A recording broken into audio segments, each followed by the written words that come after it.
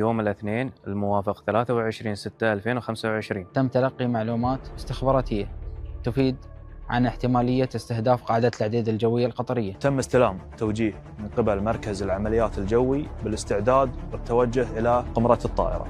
احنا تواجدنا يكون دائم في المسرح البحري، سواء كان في حالة سلم أو كان في حالة طوارئ. تم زيادة عدد الوحدات المنتشرة في المياه الاقتصادية، وكنا جاهزين لإسناد الدفاع الجوي في أي لحظة. طبعا كان جميع منسوبين جناح 4 متواجدين في الجناح من بداية التوتر في المنطقة.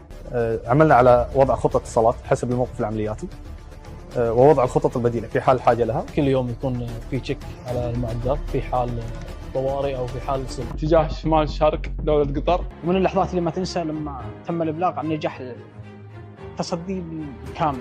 وردنا بلاغ من العمليات المشتركة بوجود حريق. كان دور قوات الشرطة العسكرية الأساسي هو عزل وتطويق المنطقة المتضررة.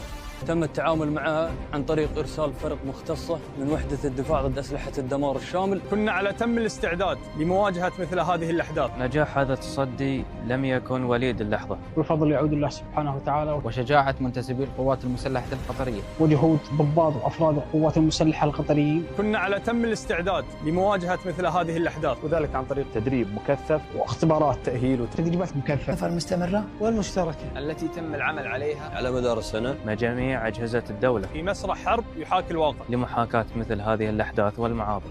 وإحنا مستعدين لهذه واللي أكبر منها.